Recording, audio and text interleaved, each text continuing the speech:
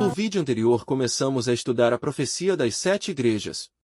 Já abordamos as duas primeiras, Éfeso, a igreja desejável, a do primeiro amor, a igreja cheia do Espírito, é a igreja que levou o Evangelho a todo o mundo conhecido, o que inclui o período do ano 31, o ano de o derramamento do Espírito Santo, até aproximadamente o ano 100. Dizemos aproximadamente porque tudo depende do que enfatizamos, seja o fato da presença de apóstolos na igreja ou o início da perseguição por parte de Roma. Devemos lembrar que embora existam eventos que ocorrem em datas específicas, geralmente os movimentos ocorrem de forma gradual. Uma revolução pode eclodir numa data específica, mas os acontecimentos que levaram a essa eclosão podem ter começado muito tempo antes. Da mesma forma, uma revolução pode terminar numa data específica, mas os seus efeitos continuam a ser vistos muito depois. Nem tudo acontece de uma vez, muitas vezes as coisas acontecem aos poucos, e às vezes até de forma imperceptível. Portanto, não sejamos muito dogmáticos com relação às datas, mas apenas com as datas especificadas nas profecias, como os 2300 anos e os 1260 anos. Mas quando se trata desta profecia das 7 igrejas, a ordem dos eventos e a compreensão de que são eventos sucessivos são mais importantes. Um período da igreja termina quando o próximo começa, e não há espaços em branco.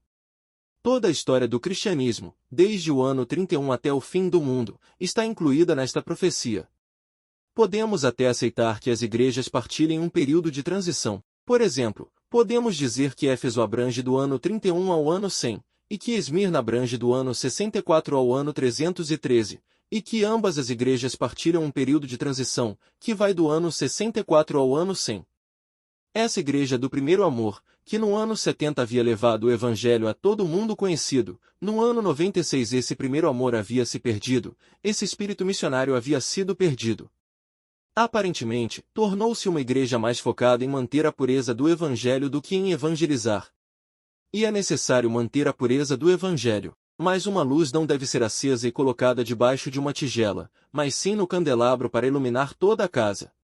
O Evangelho não deve ser desfrutado sozinho e escondido, mas deve ser pregado a todas as nações, tribos, línguas e povos. E quem procura permanecer puro no Evangelho, não deve ver os não-crentes como adversários, mas como pessoas, pelas quais Cristo também morreu, e que também devem ser evangelizadas. E você também não deve acreditar que o mero conhecimento intelectual pode nos levar a alcançar a santificação. O mero conhecimento intelectual nunca salvará ninguém, mas infla a vaidade. E a religião torna-se uma questão de formalismo e de costumes, onde o amor a Deus e ao próximo só é compreendido intelectualmente, mas não praticado. Esta incoerência entre o que se prega e o que se faz, não passa de ilusão de ótica. Portanto, aquele que está fora da igreja, tentando introduzir falsas doutrinas, é tão nicolaíta quanto aquele que já está dentro da igreja acreditando que tem a verdade, mas essa verdade não opera nenhuma mudança nele. Cristo já havia avisado em seu sermão profético que, devido à multiplicação do mal, o amor de muitos esfriaria. E parece que a multiplicação de pervertidos na igreja, com doutrinas erradas causou a mesma coisa. O amor de Éfeso esfriou, enquanto lutava contra as falsas doutrinas. Lembre-se da terceira mensagem escondida nas cartas às 7 igrejas. A mensagem enviada aos cristãos de cada uma das igrejas contém uma mensagem que também é relevante para todos os cristãos de todos os tempos. E o aviso de que, porque o mal se multiplicou, o amor esfriaria, é para todos os cristãos de todos os tempos. A igreja de Éfeso é seguida pela igreja de Esmirna, a igreja do testemunho, que permaneceu fiel até a morte. Esta é a igreja que suportou a perseguição da Roma pagã, do ano 100 ao ano 313. Claro, como já dissemos, a data vai depender, se considerarmos a morte do último apóstolo, ou a primeira perseguição por parte do governo romano, como o evento que define a transição entre o período representado pela igreja de Éfeso, e aquele representado pela igreja de Esmirna.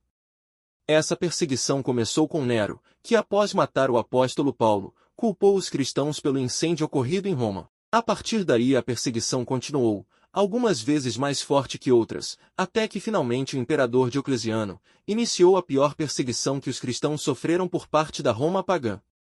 Esta igreja perseguida, esmagada e pulverizada, que teve que viver nas catacumbas para sobreviver, é também a igreja que teve que enfrentar aqueles que se dizem cristãos, mas que na verdade são a sinagoga de Satanás. Portanto, temos dois tipos de cristãos em Esmirna: os verdadeiros, aqueles que preferem obedecer a Deus, em vez dos homens, independentemente das consequências, e os falsos, que preferem desobedecer a Deus para agradar aos homens e evitar mais consequências. E aqui devemos fazer um esclarecimento.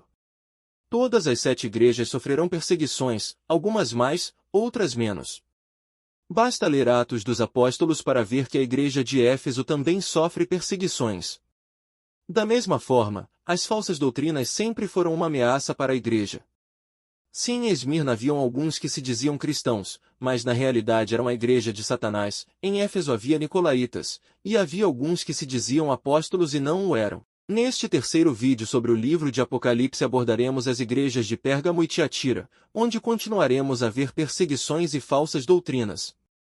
Versículo 12. Escreve ao anjo na igreja de Pérgamo: aquele que tem a espada afiada de 2 gumes diz estas coisas: eu sei onde você mora, onde está o trono de Satanás, e você guarda o meu nome, e não negou a minha fé, mesmo nos dias em que aquele Antipas, minha fiel testemunha, foi morto entre vocês, onde Satanás habita. Pérgamo significa elevação, ou exaltação, e seu período se estende desde o ano 313, quando foi promulgado o Edito de Milão, concedendo a liberdade religiosa, até o ano 538. Quando os ostrogodos abandonaram o cerco que haviam mantido contra Roma, por mais de um ano, e estabeleceram em Roma um novo bispo, nomeado pelo imperador Justiniano e sob sua proteção, e com os poderes que lhe são conferidos pelo Código Justiniano, como chefe da igreja e corretor dos hereges. Durante esse período, o cristianismo não só desfrutará de liberdade religiosa, mas também se tornará a religião oficial do império. Para esta igreja Cristo é apresentado como aquele que tem espada afiada de 2 gumes, pois este será o período de apostasia e heresia, onde a palavra de Deus será posta de lado, e as tradições e mandamentos dos homens serão colocados acima da Bíblia. Eu sei onde você mora, onde está o trono de Satanás. Quando Augusto se tornou o primeiro imperador do Império Romano, e deificou Júlio César, foi em Pérgamo, no ano 29 a.C., que os imperadores começaram a ser adorados como deuses, e onde foi erguido um templo dedicado a Deus a Roma, e ao imperador. Esse é o significado literal que se aplica à igreja literal de Pérgamo. Mas o significado profético refere-se, sem dúvida, à relação que a igreja começou, subitamente, a ter com o Estado. De sociedade proscrita, desprezada e perseguida pelo Estado, a Igreja tornou-se não apenas uma aliada do Estado, mas também uma participante na política e no governo do Império, passando a morar nos palácios dos governantes, entre a pompa e a suntuosidade. Voltaremos a ouvir falar do trono de Satanás mais tarde, porque veremos o dragão dando seu trono à besta que surge do mar. Mas aqui, no período da Igreja de Pérgamo, o trono ainda pertence ao dragão. No tempo de Pérgamo, a igreja só habita onde está o trono de Satanás, mas, mais tarde na história ela se sentará nesse trono. Mas falaremos sobre isso mais tarde, e também quando chegarmos ao capítulo 13 de Apocalipse. É só para que vocês vejam que em Apocalipse cada visão profética está relacionada com as outras. Assim como em Daniel temos o sonho da estátua, a visão das 4 bestas, e a visão do carneiro e do bode, e as 3 visões representam a mesma coisa, assim também no Apocalipse temos visões diferentes que na verdade representam a mesma coisa. Cada uma, simplesmente, apresenta de uma perspectiva diferente, e adiciona mais detalhes. Claro, sem esquecer o que mencionamos, que no Apocalipse temos várias profecias intercaladas dentro de uma profecia principal. As profecias intercaladas apresentam a história desde a fundação da Igreja, até o estabelecimento do Reino de Deus, enquanto a profecia principal nos mostra o que ocorre nesse mesmo período, não na terra, mas sim no céu.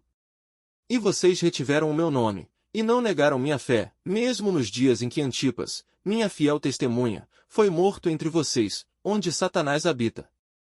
Não sabemos quem era este Antipas, mas sem dúvida a igreja de Pérgamo no ano 96 sabia quem ele era. Quanto ao significado profético, sem dúvida este Antipas representa aqueles que permaneceram fiéis ao Evangelho, diante da avalanche de falsas doutrinas, que começaram a ser introduzidas na igreja, em favor da unidade do império. Era precisamente isso que o Edito de Milão procurava alcançar, a unidade do império.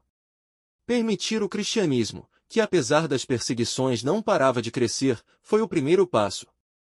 O próximo passo seria converter o cristianismo em uma religião mais semelhante às religiões pagãs. A Igreja encontrou-se então em gravíssimo perigo e, em comparação com ela, a prisão, a tortura, o fogo e a espada eram bênçãos. Alguns cristãos permaneceram fiéis, declarando que não podiam transigir. Outros se declararam dispostos a ceder ou modificar alguns pontos da sua confissão de fé, e a unir-se aos que aceitaram parte do cristianismo, insistindo que isso poderia levar a uma conversão completa. Foi um momento de profunda angústia para os verdadeiros discípulos de Cristo. Sob o manto do falso cristianismo, Satanás entrou na igreja para corromper a fé dos crentes e separá-los da palavra da verdade.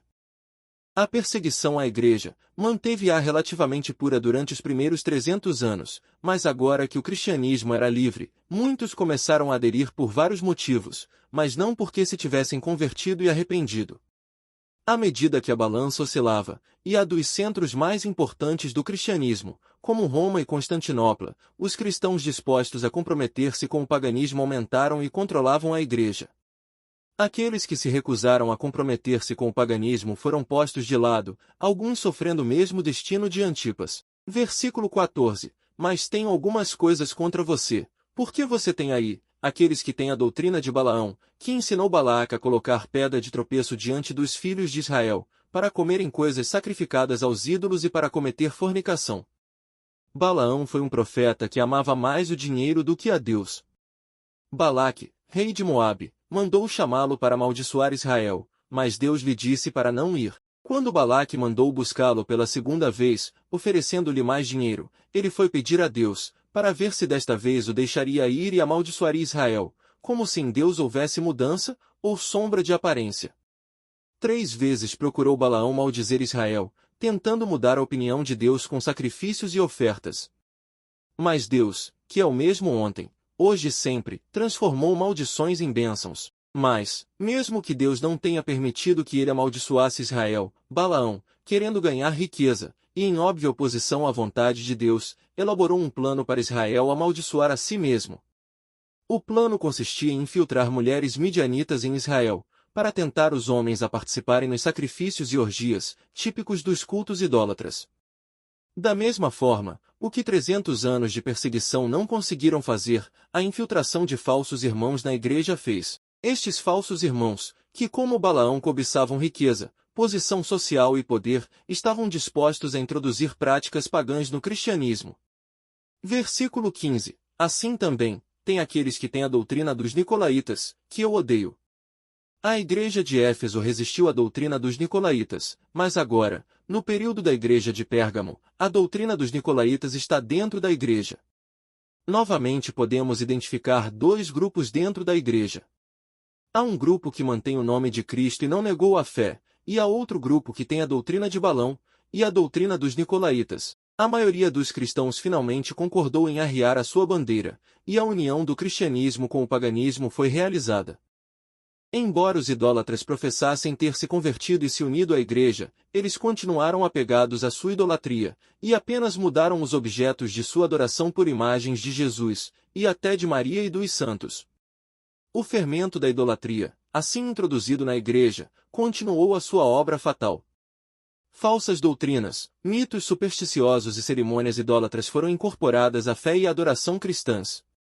Quando os discípulos de Cristo se uniram aos idólatras, a religião cristã foi corrompida, e a igreja perdeu a sua pureza e força. Houve, porém, crentes que não se deixaram desviar por esses enganos, e adorando apenas a Deus, permaneceram fiéis ao autor da verdade.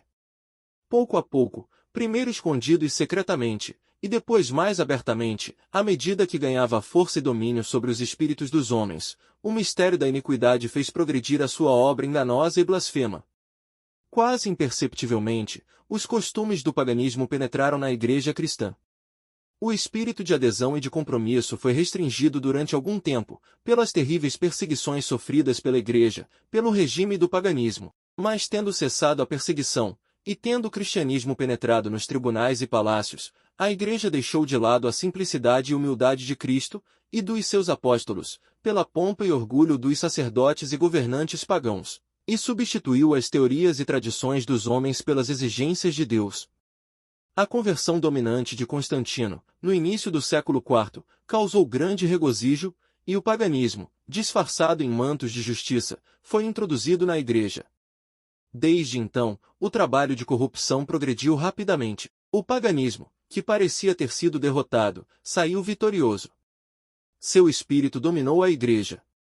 Suas doutrinas, cerimônias e superstições foram incorporadas à fé e à adoração daqueles que professavam ser discípulos de Cristo.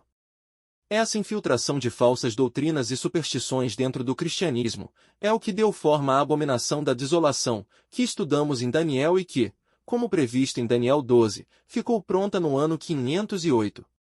Versículo 16. Arrependam-se, pois caso contrário irei até vocês, rápido, e lutarei contra eles com a espada da minha boca. Só existe uma maneira de se libertar do erro, e é com a espada do Espírito, que é a palavra de Deus. Versículo 17. Quem tem ouvidos, ouça o que o Espírito diz às igrejas. Ao que vencer, farei com que coma do maná escondido, e lhe darei uma pedra branca, e na pedra um novo nome escrito, que ninguém conhece, exceto aquele que o recebe. Na Bíblia somos informados sobre o maná, e que Moisés pegou o maná e o guardou dentro da arca, junto com as tábuas de pedra nas quais Deus escreveu os 10 mandamentos. É a isso que se refere aqui, e geralmente é esse significado que lhe é dado, um significado literal. É muito provável que no céu tenhamos a oportunidade de literalmente comer o maná. Mas assim como a arca, que era uma representação do trono de Deus, o maná escondido dentro da arca também representa algo. Deuteronômio 8:3 diz: Te afligi, e te fiz ter fome, para te sustentar com o maná, um alimento que nem você nem seus pais conheciam, ensinando-lhe assim que o homem não viverá só de pão, mas de toda palavra que procede da boca de Deus. Esse é o verdadeiro significado do maná, a palavra de Deus. Alguns entendem que quando Apocalipse 2:17 diz que a quem continuar vencendo, dará a comer do maná escondido, ele está nos garantindo que neste período de apostasia e abandono da Bíblia, Deus não permitiria que sua palavra fosse totalmente erradicada da terra. Mas entendo que a recompensa prometida será dada no final da história, e que também se refere ao fato de que, na vida eterna teremos a oportunidade de Cristo ser nosso professor, e ele nos explicará não só a Bíblia, mas também nos contará coisas ocultas que nunca conseguiríamos compreender agora, mas que na vida eterna serão nosso objeto de estudo. Como já dissemos, o mero conhecimento intelectual não salvará ninguém.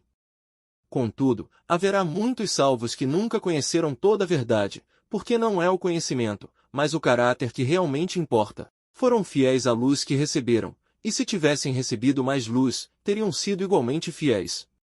O nome oculto também está reservado para eles. E eu lhe darei uma pedra branca, e na pedra um nome novo escrito, que ninguém conhece, exceto aquele que o recebe. Entre as explicações que ouvi sobre o significado destas palavras, está a prática dos tribunais antigos, onde os júris deliberavam votando a favor da inocência ou culpa do acusado, usando uma pedra preta se pensassem que ele era culpado, ou branca, se pensassem que ele era inocente. Se esse for o significado literal, então o significado profético estaria nos apontando para o fim do julgamento que começou em 1844, como já vimos quando estudamos Daniel. Mas a pedrinha branca também poderia referir-se às tésseras. As tésseras são algo como fichas ou senhas. Existiam tésseras de vários materiais e para diferentes usos. Os mais comuns eram feitos de barro, que era estampado ainda úmido, e servia como ingresso para apresentações em coliseus e anfiteatros. Da mesma forma, aquela pedra branca poderia representar o nosso passe de entrada no reino de Deus. Havia outro tipo de tésseras que os governantes davam ao povo, com o qual podiam ir aos armazéns do governo e trocá-las por trigo ou algum outro bem. Esse também poderia ser o símbolo da pedrinha branca, pois com ela podemos ir ao reino de Deus e trocá-la pela vida eterna. Nos Jogos Olímpicos, os vencedores recebiam um ramo de oliveira, ou a coroa, e os demais participantes recebiam tésseras, que, como os anteriores, podiam ser trocados por mercadorias. Mas como no céu só haverá vencedores e não quase vencedores, só haverá salvos e não quase salvos, a pedrinha branca não pode referir-se a esse tipo de tésseras. As tésseras também eram usadas como salvo-conduto, outro símbolo muito apropriado, uma garantia de nossa entrada no reino de Deus. Outras foram utilizadas como uma espécie de carta de referência. Por exemplo, um indivíduo dava a um amigo que estava viajando uma téssera com seu nome gravado, para que esse amigo fosse bem recebido por outros amigos, que o primeiro indivíduo já havia feito naquele mesmo local, para onde seu amigo ia viajar.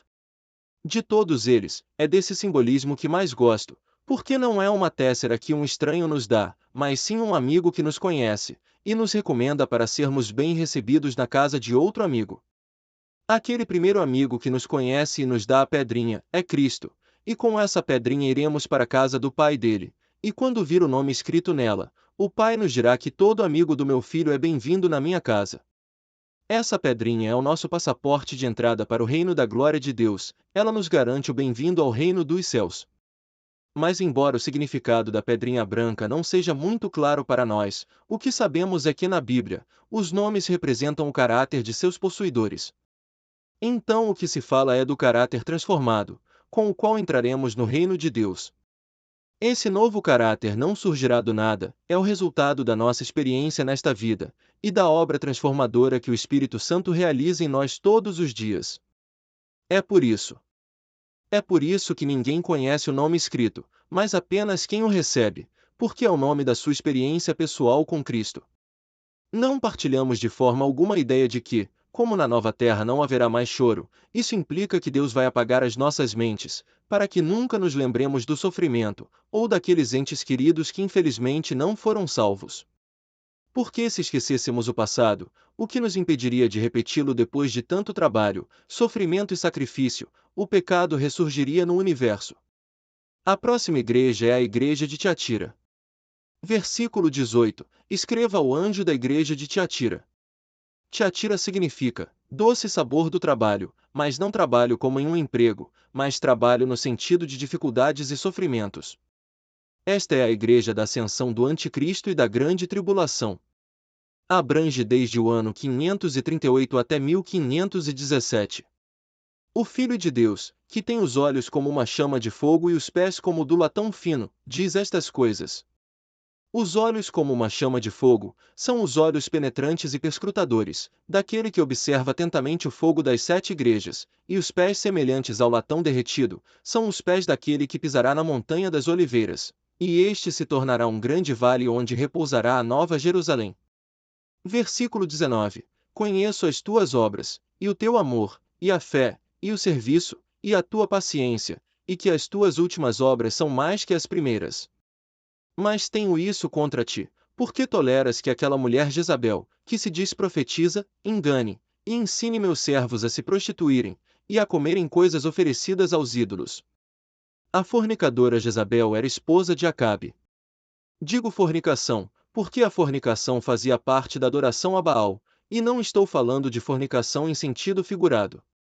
Tanto Baal quanto Azera, também chamados de Astarote e Astarte, ou para usar o nome moderno Páscoa, eram os deuses mais populares em Canaã.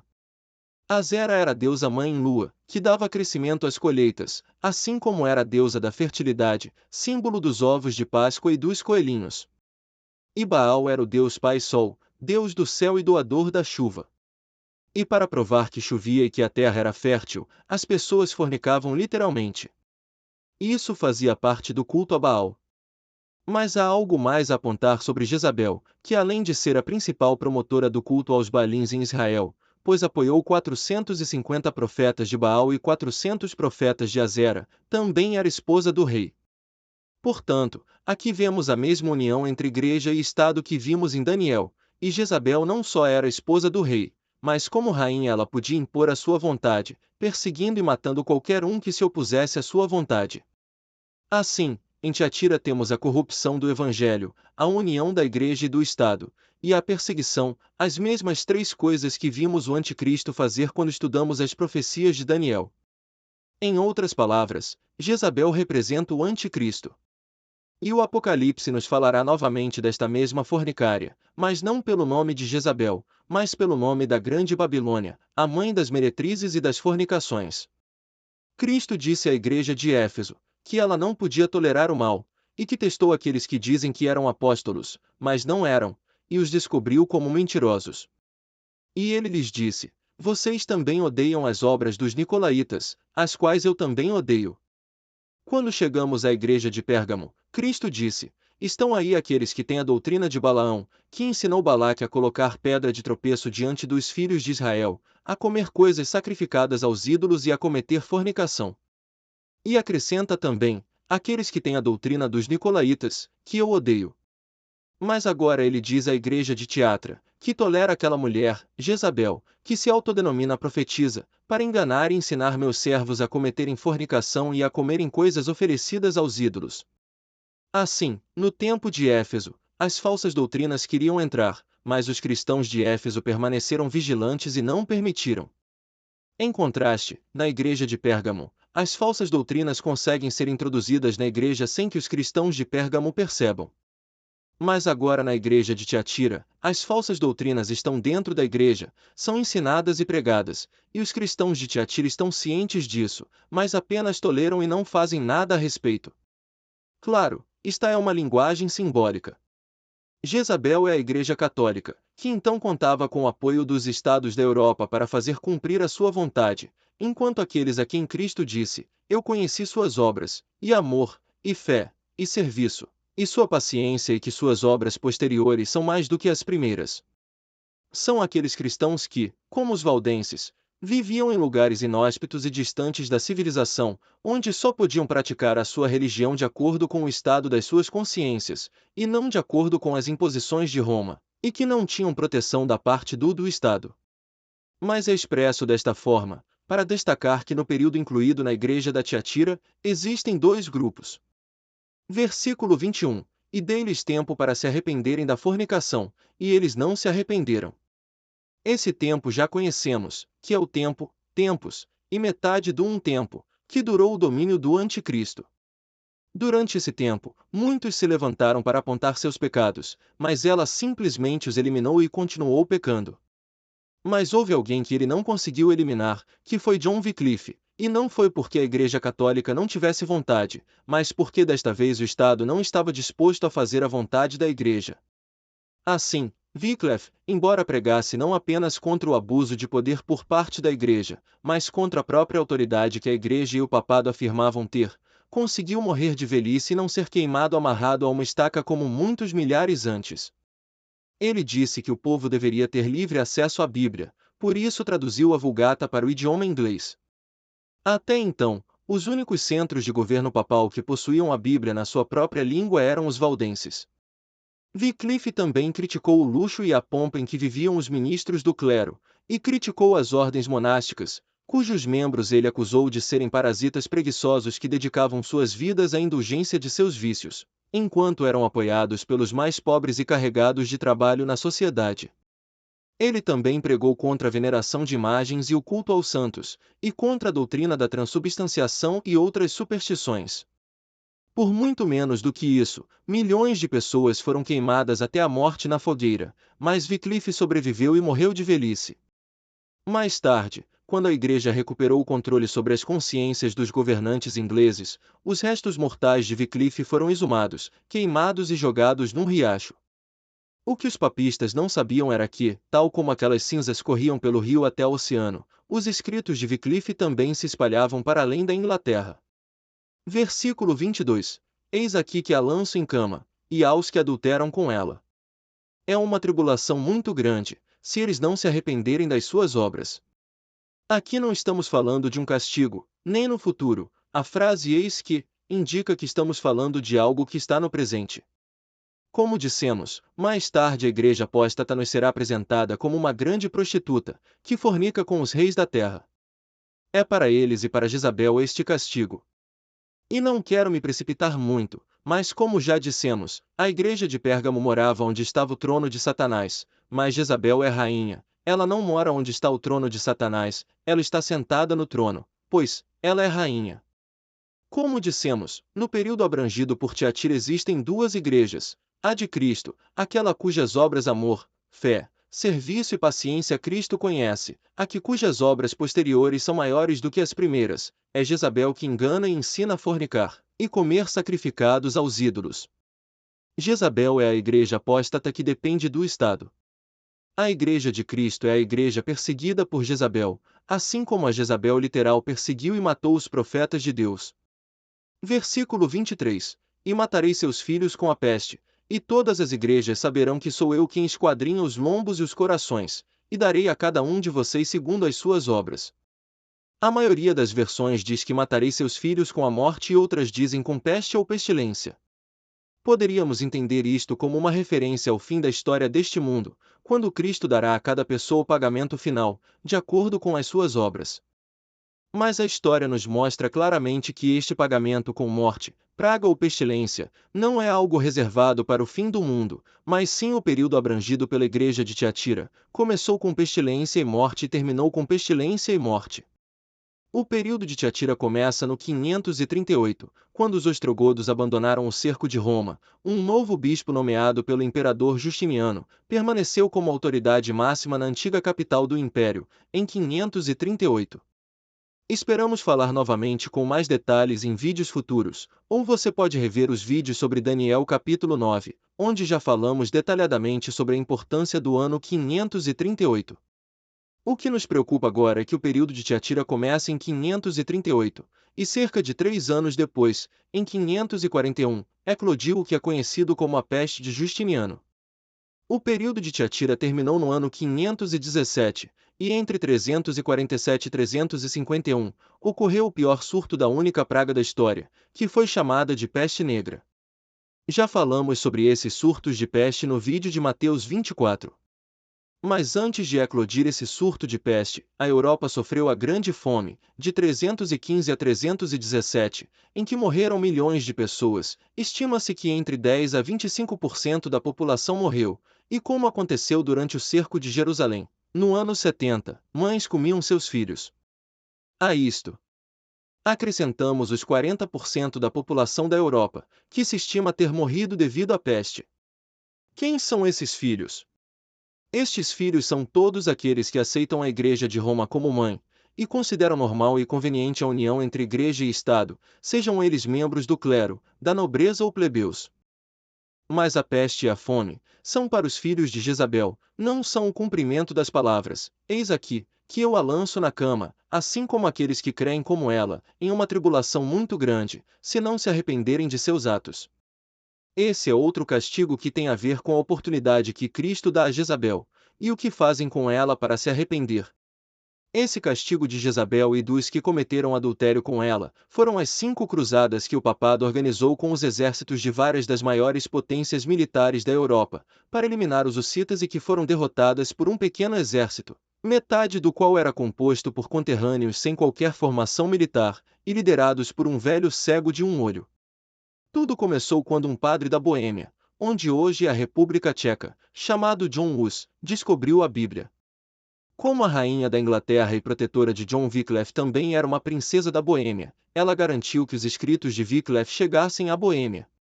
Assim, John Hus também conheceu os escritos de Wycliffe, e quando os comparou com a Bíblia viu que estavam em harmonia com ela. No ano 402, John Hus começou a pregar as mesmas críticas que Wycliffe apontava contra a Igreja. Quando a Igreja Católica soube do trabalho de Hus, solicitou que ele comparecesse a Roma. Como João Hus havia se tornado muito querido em Praga, e sabendo que assim que pusesse os pés em Roma seria assassinado, os reis da Boêmia e outros dignitários pediram a Roma que os pudesse responder por escrito, ao que Roma respondeu julgando e condenando Hus, e excomungando toda a cidade de Praga. Por causa disso, Hus se afastou por algum tempo.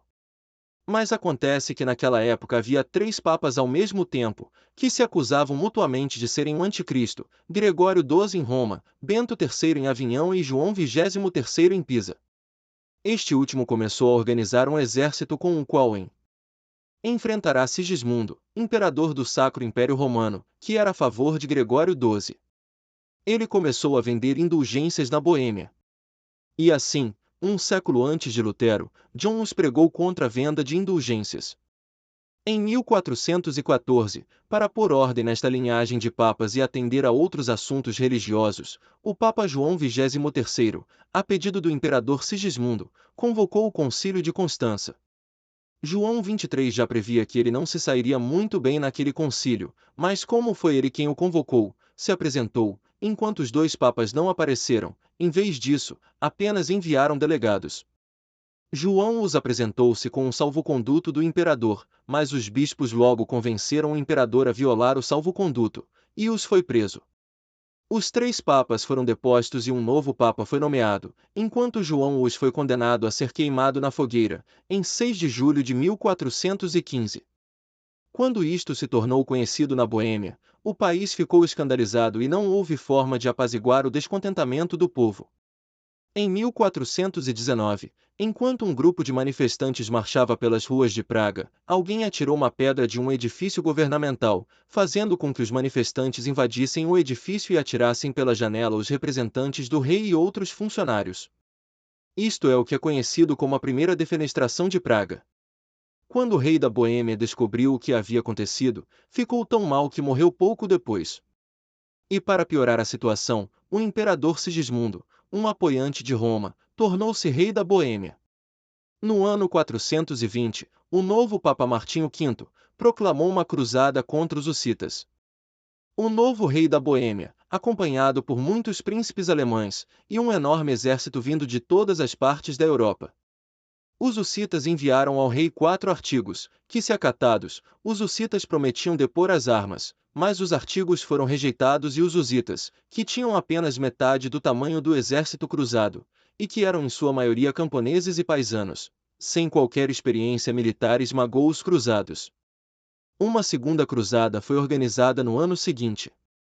Sigismundo chegou com um enorme exército alemão, e assim que soube que os hussitas se aproximavam, entrou em tal pânico que se dispersou sem sequer lutar. Sigismundo conseguiu se reagrupar, mas apenas para ser derrotado novamente.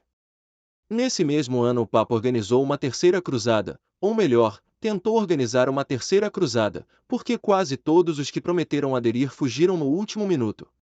Em janeiro de 1422, os hussitas venceram novamente, embora seu líder militar estivesse completamente cego. Em 11 de outubro de 1424, o líder militar dos hussitas, João Cisca, morreu, e em 1427, o Papa organizou uma quarta cruzada contra os hussitas, com um exército de 80.000 homens que fugiram diante dos hussitas, agora comandados por Procópio, o Calvo. Em 1431, o Papa Martinho V organizou a Quinta Cruzada, que foi totalmente esmagada pelos hussitas. Foi assim que Jezabel foi lançada na cama, junto com aqueles que cometeram adultério com ela. Ele também diz: sou eu quem sonda os rins e os corações. Aquele que observa as 7 lâmpadas, com os olhos como chamas de fogo, nada escapa. É por isso que o vemos continuamente dizer: eu sei, eu conheço. Versículo 24. Mas eu digo a vós outros, os demais que estão em Tiatira, e a todos aqueles que não têm essa doutrina e que não a conheceram, como dizem, as profundezas de Satanás, não vou impor outro fardo sobre vocês, mas o que vocês têm, fique com ele até eu chegar. Aqui ele fala ao grupo daqueles que permanecem fiéis ao Evangelho, durante o período abrangido pela igreja de Tiatira.